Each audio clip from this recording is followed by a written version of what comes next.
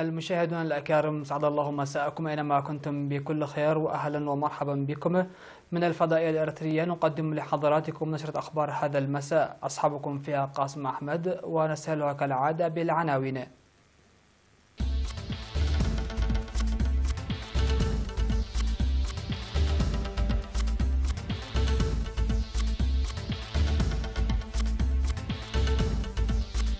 العمل بالتركيز على كفاءة النظام التعليمي.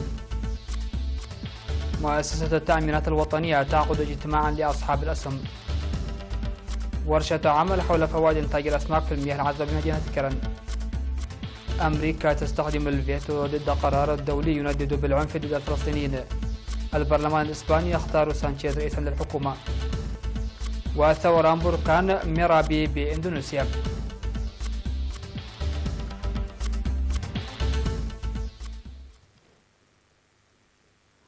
أعلن بأن الإنجازات المحققة في ضمان انتشار التعليم المتوازن وتقديم خدمات جيدة وفعالة لاستفادة المواطنين، وأبعد من ذلك نتائج الأعمال الجارية بالتركيز على كفاءة النظام التعليمي المتساوي وتعزيزه بالعمل الفعال.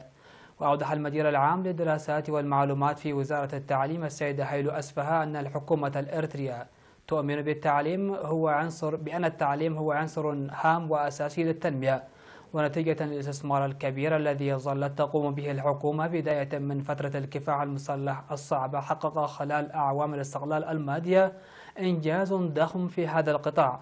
وقال السيد هيلو إن رياض الأطفال ازدادت بنسبة أكثر من 700%، والابتدائي ب 222%، والمتوسط ب 470%، والثانوية ب 330%، وهو خير مثال لذلك. وأوضح السيد هيلو بأن بناء المدارس في كافة أقاليم البلاد وخاصة المناطق التي كانت محرومة من الخدمات الاجتماعية عزز من المساهمة في مائدة التعليم، ونتيجة لذلك ارتفع مشاركة الطلاب في التعليم من 213,000 إلى 636,000 طالب. وذكر بأنه إلى جانب التعليم النظامي لا زال الاستثمار الوطني جار في تعليم الكبار لسنوات كثيرة من أجل محو الأمية، مما رفع مستوى المواطنين الذين محوا أميتهم في بلادنا بنسبة 80%. وقال السيد هيلو أن تقديم خدمات تعليمية كفؤة يتطلب تعزيز قدرات المعلمين نوعا وكما، وإزالة محدودية انتشار رياض الأطفال، وتقوية إدارة المدارس، ومكافحة انتكاسة محو الأمية، بالإضافة إلى توفير بنية تحتية جيدة. ولا زالت الوزارة تعمل بجدية لحل تلك الإشكاليات عبر مراحل.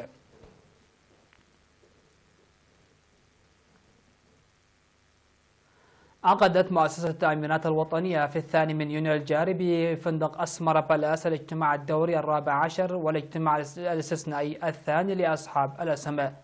وألقى رئيس لجنة أصحاب الأسهم بمؤسسة التأمينات الوطنية السيد قرماي قبر مسقال كلمة بالمناسبة ذكر فيها بأن الاجتماع الدوري وكجزء من العناصر الإدارية العليا للمؤسسة كان يمرر التوصيات حول حصيلة الأجندة التي جمعت بداية من عام 2004، والتي يتم التباحث فيها بشفافية وتركيز ووعي تام، ويتميز من الاجتماعات السابقة لضمه الاجتماع الاستثنائي الثاني.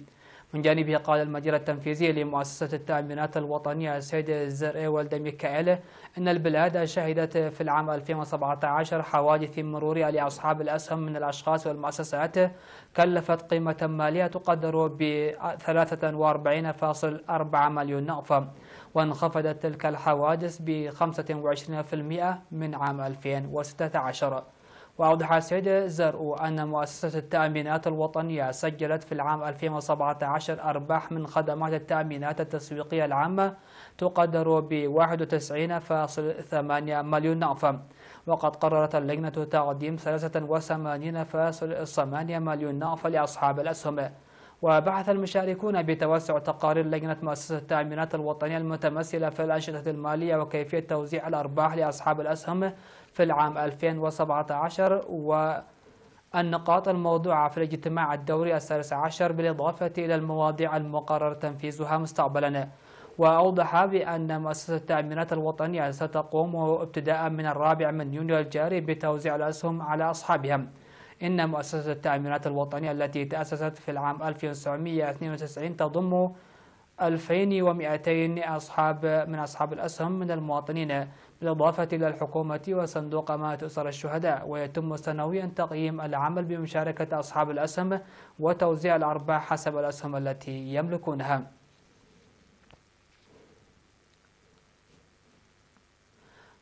نظم فرع وزارة الثروة البحرية في 31 من مايو المنصرم في مدينة كرن ورشة عمل حول فوائد إنتاج الأسماك في المياه العذبة. وقال المدير العام لقسم الأراضي والزراعة في إقليم عنسبة السيد بهتات يدرس في افتتاح الورشة أن الهدف من انعقاد الورشة هو تعريف الشركاء بأهمية فوائد إنتاج الأسماك في المياه العذبة، بالإضافة إلى تقديم معلومات هامة حول تنفيذ مشروع إدارة الثروة السمكية التي وصلت إلى نهايتها، وتبادل الأفكار البناءة مع المشاركين. وذكر في الورشة وجود 18 من السدود بمديريات الإقليم على برعد وعدة كريزان وكرن وحمل مالة وحقات وحلحلة تخزن المياه لفترة عام كامل، مما أدى ذلك إلى تحقيق نتائج جيدة من أنواع الأسماك الثلاثة التي تنتج في 12 من تلك السدود. وقدمت في الورشة 3 أوراق بحثية حول إنتاج الأسماك في المياه العذبة ومشروع إدارة الثروة البحرية وسياسة وزارة الثروة البحرية. وقدم الخبراء الذين أعدوا الأوراق البحثية توضيحا مسهبا حول السدود في الإقليم وما تختزنه من المياه واستغلالها جيدا لتوفير متطلبات الأسماك وإدخال أنواع أسماك جديدة في سدود الإقليم، والعمل بجدية لتوزيع الأسماك على المواطنين وتقديم مادة غذائية متكاملة من تلك الأسماك للمواطنين.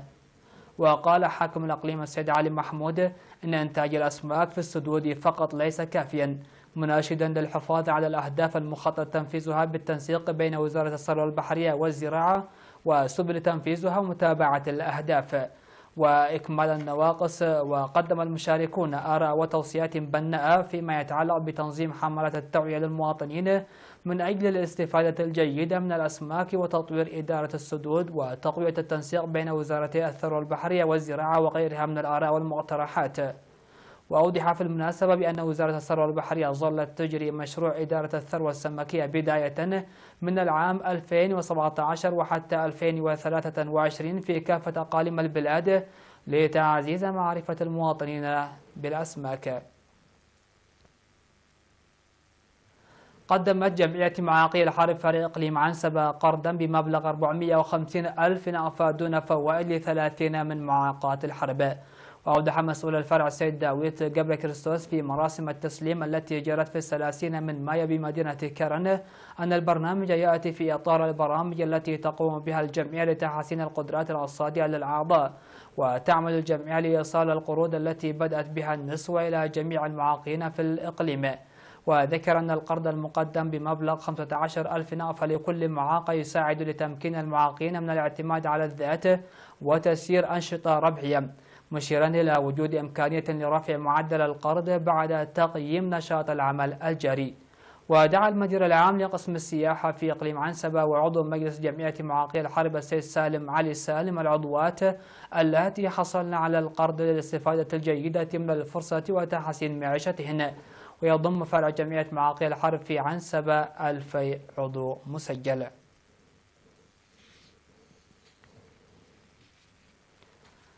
عقد مستشفى مندفر المرجعي سيمينارا حول أسباب وتأثير مرض الناسور والحذر الذي يتوجب من الحوامل اتخاذه. وأوضح خبير الولادة والناسور في المستشفى الدكتور حبت هيل ملكوت في السيمينار الذي عقد لمريضات الناسور وعضوات الاتحاد الوطني للمرأة القادمات لتشجيعهن أن الحوامل يمكن مواجهتها صعوبة كبيرة أثناء الولادة بنسبة 15%، وأن الحامل التي تلد في المنزل دون مساعدة الخبراء تكون عرضة لمرض الناسور، ونصح الحوامل مراجعة الطبيب 3 مرات على الأقل. وقال أن عسر الولادة السبب الرئيسي للناسور، موضحا بأن المرأة المصابة بالناسور تحتاج من 3 أشهر إلى 2 عام وأكثر للعلاج حسب وضع المرض، داعيا الحوامل الولادة في المؤسسات الصحية. وأكدت عضوات فرع الاتحاد الوطني للمرأة في الإقليم الأوسط على القيام بالتعبئة لمكافحة مرض الناسور.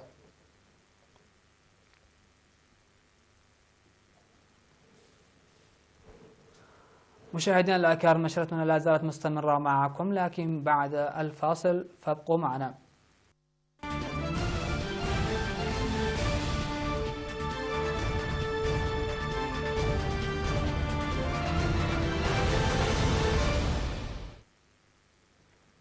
أهلا بكم. استخدمت الولايات المتحدة حق النقد الفيتو ضد مشروع قرار أعدته الكويت في مجلس الأمن الدولي يندد باستخدام إسرائيل القوى ضد المدنيين الفلسطينيين. وقالت الولايات المتحدة أن القرار يشكل وجهة نظر متحيزة للغاية، وأخفق في إلقاء اللوم على حركة حماس في العنف الذي وقع في الآونة الأخيرة. ومن بين أعضاء المجلس 15 صوتت 10 لصالح القرار، بينهم فرنسا، ولم ترفضه سوى الولايات المتحدة، وامتنعت 4 دول عن التصويت بينها بريطانيا. وتقول حركة حماس وحركة الجهاد الإسلامي إن هجماتهما الأخيرة والتي شملت قصف أراضٍ إسرائيلية تأتي ردا على قتل إسرائيل ما لا يقل عن 116 فلسطينيا منذ 30 من مارس في احتجاجات على حدود قطاع غزة.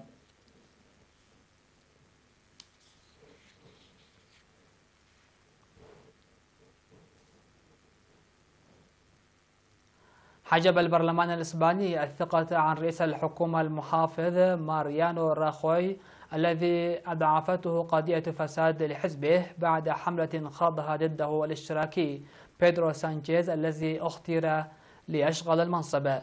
وتبنى البرلمان مذاكرة حجب الثقة بحق رئيس الحكومة المحافظ الذي تولى منصبه لأكثر من 6 سنوات بغالبية 180 صوتا من أصل 350 كما كان متوقعا. ويقود سانشيز حملة ضد راخوي منذ الإعلان عن إدانة الحزب الشعبي في فضيحة فساد كبيرة أطلق عليها اسم غورتل، ونجح هذه المرة في ضربته السياسية. لكن من غير المعروف إلى متى سيتمكن سانشيز الذي وعد باتخاذ إجراءات اجتماعية وبالدعوة إلى انتخابات من البقاء على رأس الحكومة مع أغلبية متنوعة تبدو غير مستقرة. أطلق جبل ميرابي الإندونيسي أعمدة الرماد بلغت حوالي 6 كيلومترات في ثورة استمرت دقيقتين. وقالت الوكالة الوطنية للحد من الكوارث إن حالة التحذير التي تم رفعها الشهر الماضي لم تتغير وما زالت عند نفس المستوى، وهو الإبقاء على منطقة محظورة قطرها 3 كيلومترات حول فوهة البركان. ويعيش حوالي 4 مليون شخص داخل دائرة نصف قطرها 10 كيلومترات من فوهة البركان. وكان آخر ثوران رئيسي لبركان ميرابي عام 2010 وأدى حينها إلى مقتل 347 شخصا. وتقع إندونيسيا وهي أرخبيل يعيش به أكثر من 250 مليون نسمة ضمن ما يعرف بحلقة النار في المحيط الهادي، وهي منطقة عرضة للزلازل والانفجارات البركانية.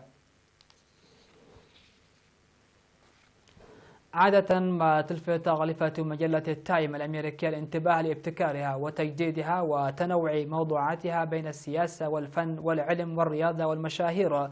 ومرة جديدة دخل التايم مرحلة جديدة بالتقاء صورة غلاف عددها الأخير من السماء بعرض بطائرات بدون طيار تم تصميمه بدقة ومن قبل شركات متخصصة في الدرون ليظهر في السماء غلاف المجلة لشهير بلونيه الأحمر والأزرق. وقالت المجلة في تقريرها إنه من أجل نشر أول غلاف لمجلة التايم يتم التقاطه بطائرات بدون طيار. عمل فريق المجلة مع فريق إنل لعروض الضوء بالطائرات بدون طيار وشركتين متخصصتين، بالإضافة إلى 958 طائرة بدون طيار لتنظيم عرض دقيق لشعار المجلة باللونين الأحمر والأزرق. وكانت النتيجة واحدة من أكبر عروض لطائرات بدون طيار التي تم إنتاجها في الولايات المتحدة. ولفتت الانتباه طبعا حيث علق أحد سكان ولاية كاليفورنيا في السماء: رأيت المستقبل.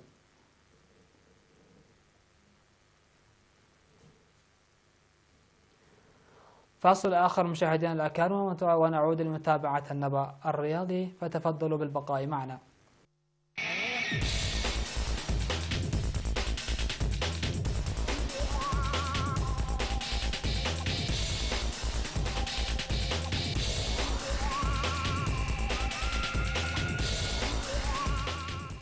أهلا بكم. أضاءت الساحة المركزية والقريبة من مبنى الكرملين في العاصمة الروسية موسكو بتميمة بطولة كأس العالم لكرة القدم المقامة في موسكو.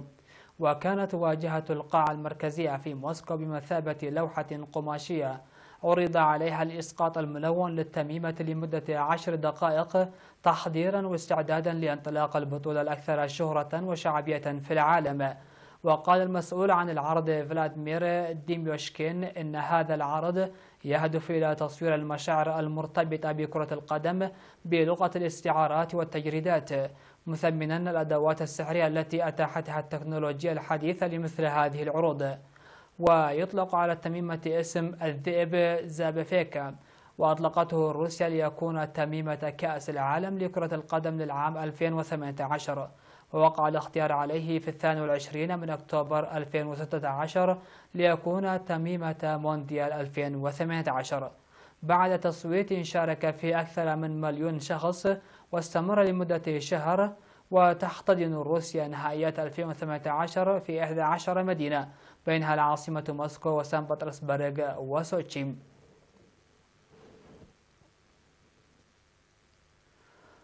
هكذا مشاهدينا الأكارم نكون قد وصلنا إلى نهاية نشرة هذا المساء. دمتم في أمان الله وإلى اللقاء.